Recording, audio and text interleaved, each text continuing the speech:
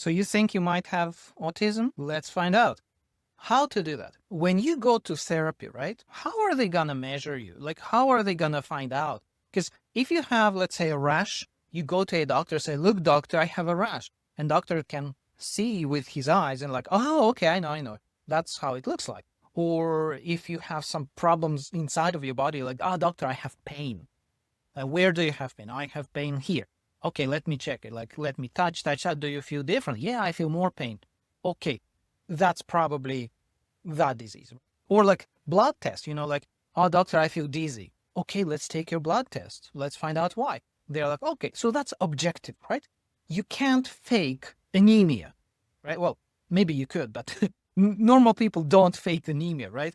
You have like, oh no, you have low blood pressure or you have low blood cell count or something is wrong, right? And doctors can see it easily. But when you have things like autism, how do doctors know? Like, you come to the doctor, can you please tell me if I have autism? And they're like, okay, please lie down. Let's take your blood test. Please come back in a week. We will tell you. No, it doesn't work like that, right? So then they will ask you questions. Okay. And they will ask you to do some tests. And so why wait? Why pay money to doctors if you can do it by yourself? And then when you think you might have it, when you test the tests, when they tell you, you know what?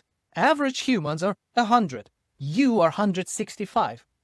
Don't you think that might? So the test can tell you actually whether or not you are likely to have autistic traits. And honestly, like for me, I think, and okay, half of my friends are doctors. My father is a doctor. And it's because, and I used to go to medical school and then I had to quit because I had burnout. And anyway, it doesn't matter. So I know how doctors think because I was taught to think like that. And so you can actually go and take a test online for free. For example, there is a thing that's called AQ. It's called, I'm looking at my screen now, cheat. Autism Spectrum Quotient. Quotient. Oh my God, I don't know how to say that. AQ, like IQ, but AQ. And there is one more, RADS. RADS is another autistic test. And there are other ones. And so if you take the test and you do get a high score there, let's say something consistent with autism, you know as much as a doctor does, right? Because they will be like, okay, so thank you for coming today. Let's take this test. And you're like, oh, I already took it. What was your score? It was 165. Well, okay.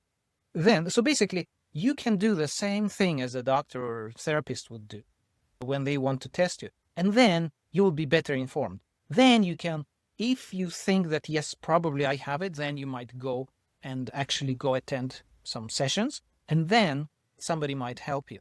But to be honest, how can they help you? There is no medicine against autism. So you will have to learn, right? Well, okay, they can tell you different techniques that will help you. They can give you some information that will help you. But ultimately, it's up to you to learn how to use all of those things. So if you're like me who can't either afford or can't find a therapist or who doesn't think it's a good idea, then you just might go to the self DIY way and fix your problems without going there.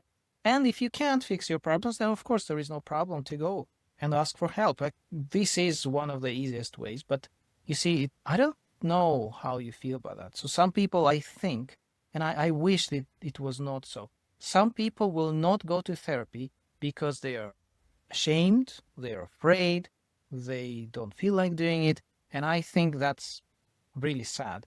But you see, you can do a lot of things by yourself, for yourself.